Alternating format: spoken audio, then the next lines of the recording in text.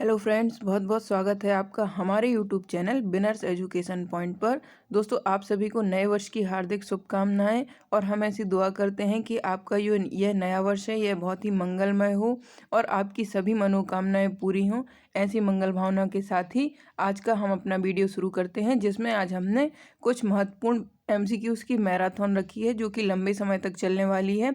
तो आप हमारे साथ बने रहिए और साथ ही साथ अगर आपने अभी तक हमारा यूट्यूब चैनल सब्सक्राइब नहीं किया है तो बिनर्स एजुकेशन पॉइंट के यूट्यूब चैनल को सब्सक्राइब कर लीजिए। इसके साथ साथ ही आप हमें यूट्यूब, टेलीग्राम, फेसबुक, इंस्टाग्राम पर भी फॉलो कर सकते हैं। टेलीग्राम पर आपको हमारे वीडियो की निःशुल्क PDF प्राप्त हो जाती है। ज़्यादा समय बर्बाद ना करते हुए हम चर्चा करते हैं हमारे पहले प्रश्न पर। तो बृहद पाषाण स्मारकों की पहचान की गई है। तो बृहद पाषाणकालीन जो स्मारकें होती हैं वह मृतकों को दफनाने के रूप में प्रयुक्त होती थीं।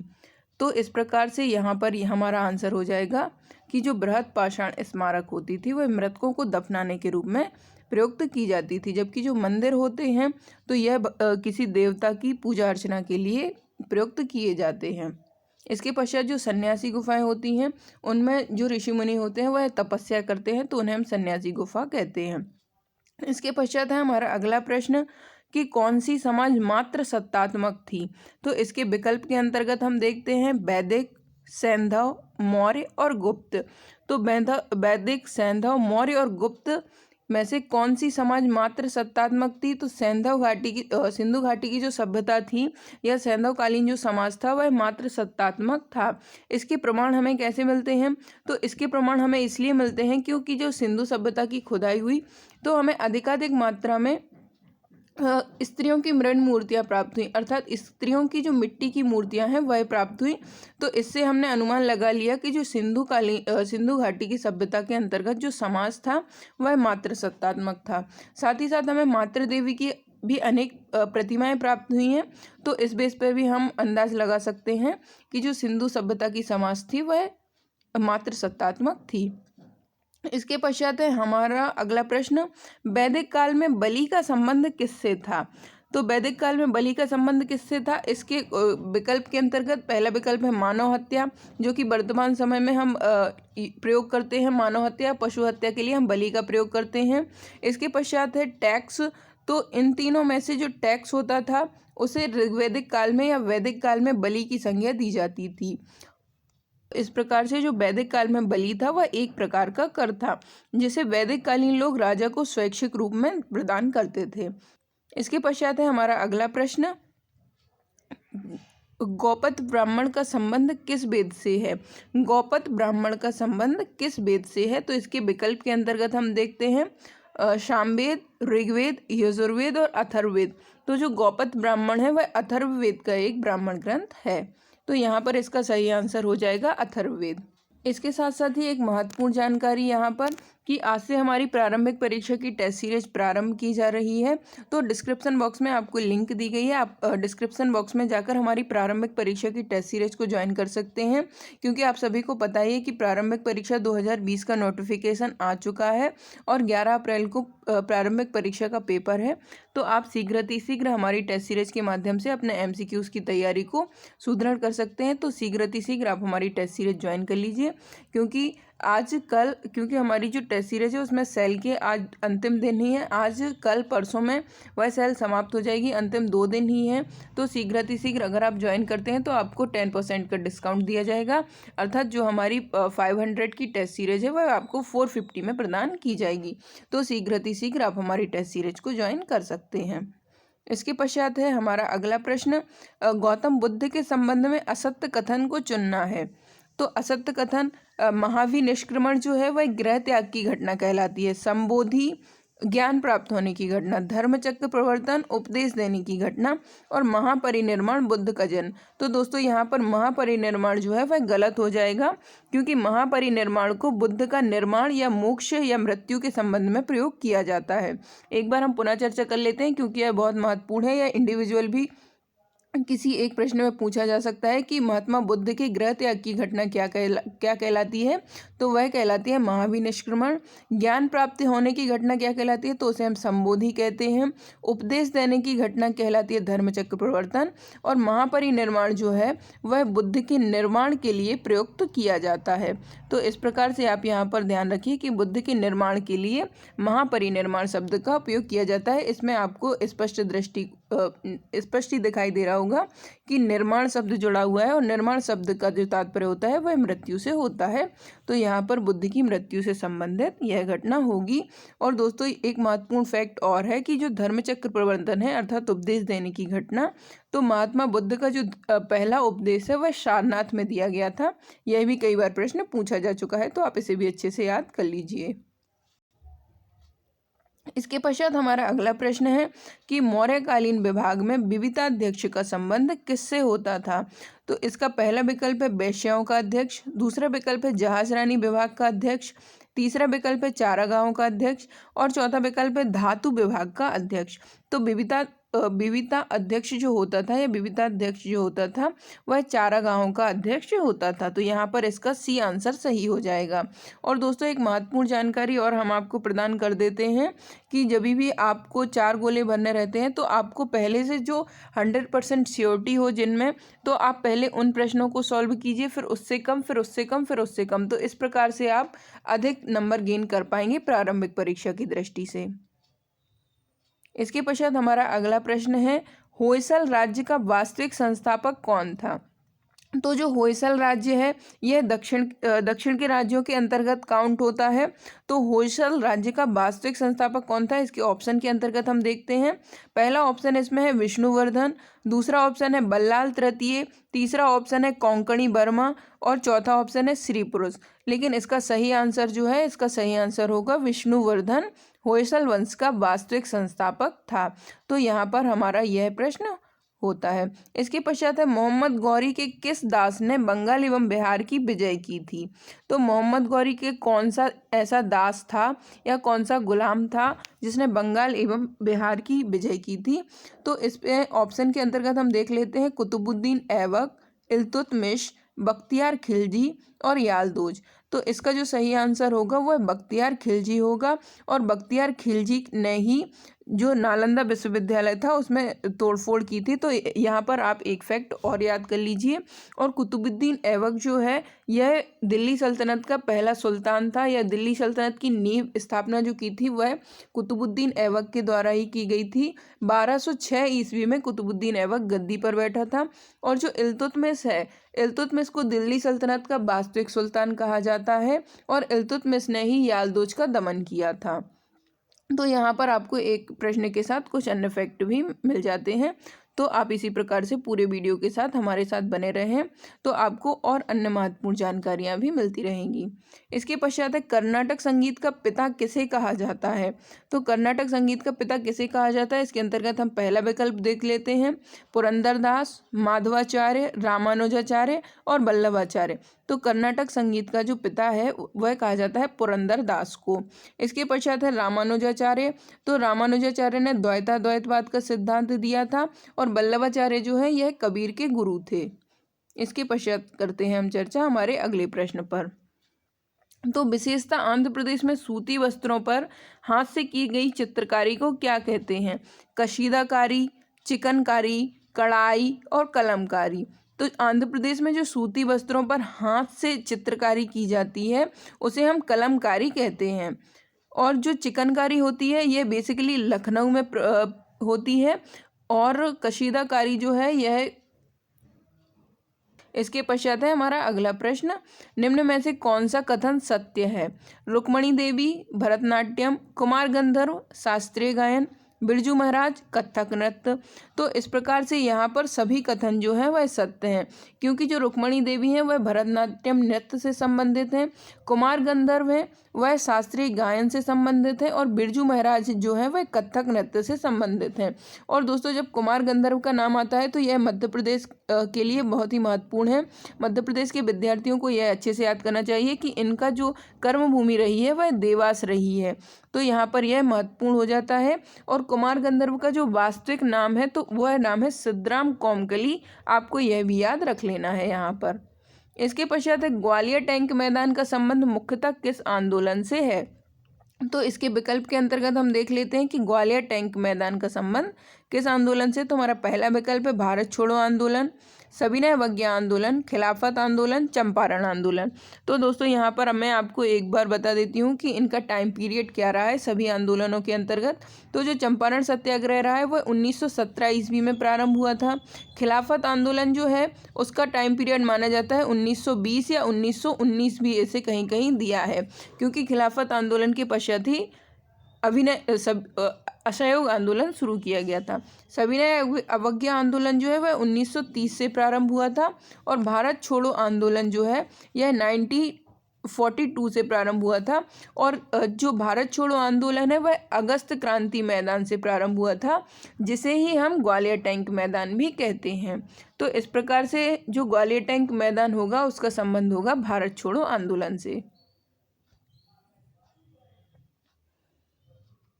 इसके पश्चात है हमारा अगला प्रश्न कि पंडित जवाहरलाल नेहरू के नेतृत्व में अंतरिम सरकार का गठन कब हुआ था? तो पंडित जवाहरलाल नेहरू के नेतृत्व में अंतरिम सरकार का गठन कब हुआ था? इसके ऑप्शन के अंतर्गत हम देख लेते हैं। इसका पहला विकल्प है जुलाई 1946 में, अगस्त 1946 में, सितंबर 1946 में या अक्टूबर 1946 में। तो इसका जो सही आंसर है वह है सितंबर 1946 में पंडित जवाहरलाल नेहरू के नेतृत्व में अंतिम सरकार का गठन हुआ था। तो और जो अंतरिम सरकार है इसका गठन किस प्रस्ताव के अंतर्गत हुआ था? तो यह अंतरिम सरकार का गठन हुआ था कैबिनेट मिशन प्रस्ताव के अंतर्गत। और जो कैबिनेट मिशन प्रस्ताव है 1946 में लाया गया था। इसी के अंतर्गत संविधान सभा का भी निर्वाचन हुआ था। नवंबर 1946 में संविधान सभा के लिए चुनाव किए गए थे और इसी के तहत सितंबर 1946 में अंतरिम सरकार का गठन हुआ था, जो कि पंडित जवाहरलाल नेहरू के नेतृत्व में प्रारंभ की गई थी। दोस्तों महत्वपूर्ण जानकारी एक बार पुनः दे देते हैं हम आपको कि अगर आप 2019 की मुख्य परीक्षा या 2020 की मुख्य परीक्षा की तैयारी कर रहे हैं तो आप हमारे मुख्य परीक्षा की नोट्स परचेज कर सकते हैं। डिस्क्रिप्शन बॉक्स में आपको हमारे मुख्य परीक्षा के नोट्स परचेज करने की लिंक दी गई है। आप इंस्टा मोजो की लिंक पर जाकर हमारे मुख्य परीक्षा के नोट्स परचेज कर सकते हैं। हमारी मुख्य परीक्षा के नोट्स परचेज करने के लिए भी आपको 2 दिन के लिए छूट प्रदान की जा रही है। आपको हमारे मुख्य परीक्षा के नोट्स के अंतर्गत 10% का डिस्काउंट दिया जा रहा है। तो जो हमारे अभी 4000 के संपूर्ण नोट्स हैं वह आपको 10% डिस्काउंट के बाद 3600 में प्राप्त हो जाएंगे। इसके पश्चात है हमारा अगला प्रश्न, सत्य कथन चुनिए। तो इसमें हमारा पहला जो एक सूची दी गई है समाचार पत्र की, उसके साथ ही दिया गया है उसके संस्थापक या प्रकाशनकर्ता या संपादक कौन थे। तो राफ्त गोफ्तार जो समाचार पत्र है यह दादा भाई नौरोजी ने निकाला था। सोम प्रकाश समाचार पत्र ईश्वरचंद्र विद्यासागर के द्वारा और अमृत बाजार पत्रिका शिशिर घोष के द्वारा निकाला गया था। तो यहाँ पर यह तीनों विकल्प ही सही होते हैं, क्योंकि राफ्त गोफ्तार नामक जो समाचार पत्र था वह दादा भाई नौरोजी ने निकाला था। सोम प्रकाश समाचार पत्र ईश्वरचंद्र विद्यासागर के द्वारा निकाला गया था। अमृत बाजार पत्रिका जो है वह शिशिर घोष के द्वारा निकाला गया था। और यह जो तीनों समाचार पत्र हैं इन तीनों समाचार पत्र की भूमिका राष्ट्रवाद के उदय में अत्यंत महत्वपूर्ण है। तो जब आप राष्ट्रवाद के उदय के कारण लिखते हैं 6 नंबर, 5 नंबर, 15 नंबर, 11 नंबर में, तो आप समाचार पत्रों की भूमिका के अंतर्गत इन तीनों समाचार पत्रों के नाम लिख सकते हैं, जैसे राफ्त गुप्ता, दादा भाई नौरोजी, सोम प्रकाश, ईश्वरचंद्र विद्यासागर और अमृत बाजार पत्रिका शिशिर घोष आदि ने भी राष्ट्रवाद के उदय में महत्वपूर्ण भूमिका निभाई थी। तो यहाँ पर आप इनको इनपुट कर सकते हैं। इसके पश्चात है 1936 में संस्थापित संस्था प्रगतिशील लेखक संघ के संस्थापक कौन हैं? तो 1936 में एक संस्था स्थापित की गई थी प्रगतिशील लेखक संघ। इसके संस्थापक कौन है? तो इसके विकल्प के अंतर्गत हम देख लेते हैं मुंशी प्रेमचंद, भारतेंदु हरिश्चंद्र, M.N. रॉय और उपरोक्त में से कोई नहीं। तो इसमें जो हमारा सही आंसर होगा वह होगा मुंशी प्रेमचंद। 1936 में स्थापित संस्था प्रगतिशील लेखक संघ के संस्थापक थे मुंशी प्रेमचंद जी। मुंशी प्रेमचंद की कुछ रचनाएं यहाँ पर हम आपको बता देते हैं जो कि प्रमुख है, जैसे कि गोदान, गबन, इनकी प्रमुख रचनाएं हैं। इसके पश्चात बड़े घर की बेटी, पंच परमेश्वर आदि मुंशी प्रेमचंद की प्रमुख रचनाएं हैं। और एक महत्वपूर्ण रचना जो है वह है मंगलसूत्र, भी मुंशी प्रेमचंद की रचना है। इसके पश्चात है कोमेंग किसकी सहायक नदी है। कोमेंग किसकी सहायक नदी है, इसके विकल्प के अंतर्गत हम देख लेते हैं नर्मदा, सतलज, गोदावरी और ब्रह्मपुत्र। तो कामेंग जो नदी है वह ब्रह्मपुत्र की सहायक नदी है। इसके पश्चात हम नर्मदा की सहायक नदी के अंतर्गत बात करें तो नर्मदा नदी की सहायक नदियों की संख्या 41 है, जिसमें शक्कर, दूधी, बाघिन आदि प्रमुख नदियां जो हैं वह नर्मदा की सहायक नदियां हैं। और सतलज की सहायक नदियों के अंतर्गत रावी, ब्यास, चिनाब आदि सतलज की प्रमुख सहायक नदियां हैं।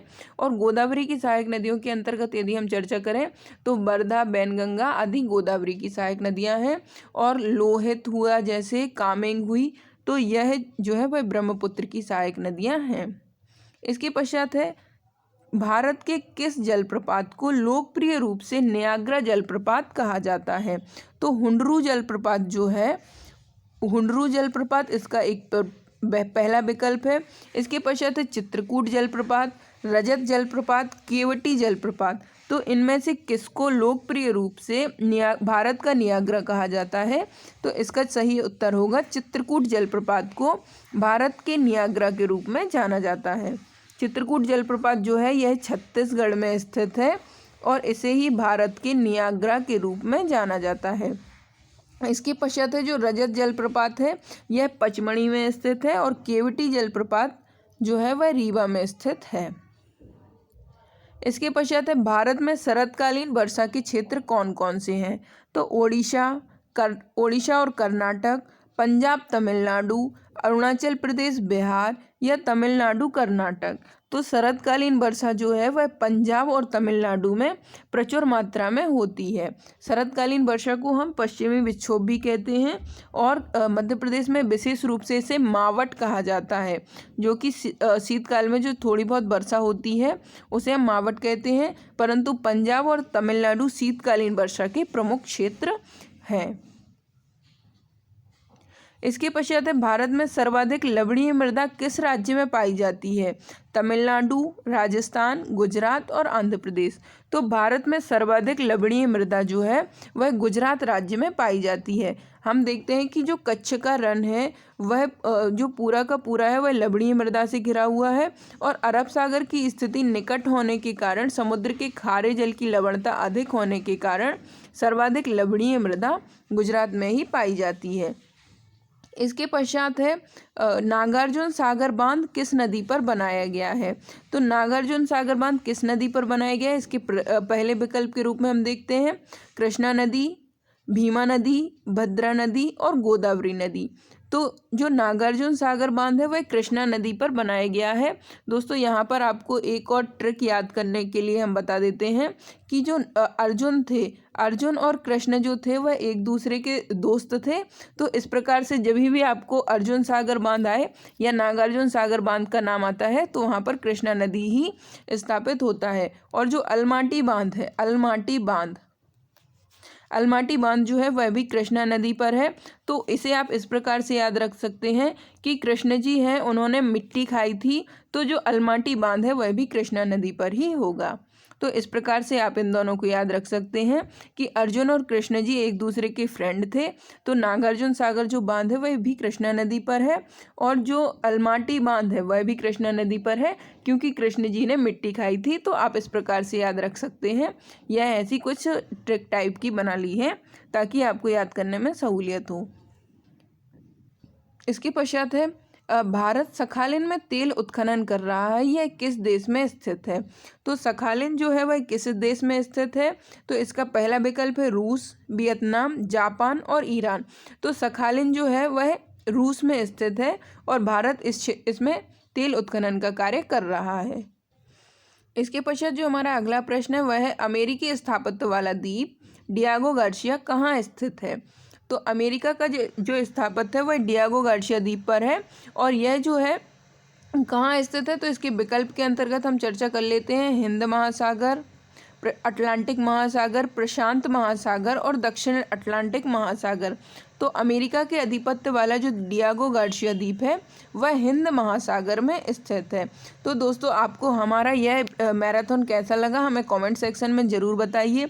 इसी प्रकार से लगातार हम आपको मैराथन उपलब्ध कराते रहेंगे। और साथ ही साथ महत्वपूर्ण जानकारी यह है कि यदि आप अपनी प्रारंभिक परीक्षा का मूल्यांकन करना चाहते हैं तो आप हमारी प्रारंभिक परीक्षा की टेस्ट सीरीज को ज्वाइन कर सकते हैं, जिसके लिए आपको मात्र अंतिम 2 दिन ही शेष हैं। आपको उस पर 10% डिस्काउंट दिया जा रहा है, तो शीघ्र आप हमारी टेस्ट सीरीज को ज्वाइन कर लीजिए। इसके साथ साथ ही आपको डिस्क्रिप्शन बॉक्स में हमारा व्हाट्सएप नंबर भी प्रदान किया जाता है। तो अगर आपको कोई भी क्वेरी रहती है तो आप हमारे व्हाट्सएप नंबर पर जाकर कोई भी क्वेरी कर सकते हैं। और अगर आप मुख्य परीक्षा के हमारे नोट्स परचेज करना चाहते हैं तो आप हमारे नोट्स की डेमो PDF भी हमारे व्हाट्सएप नंबर के माध्यम से प्राप्त कर सकते हैं। धन्यवाद दोस्तों, मिलते हैं अगले वीडियो में कुछ नए महत्वपूर्ण टॉपिक के साथ।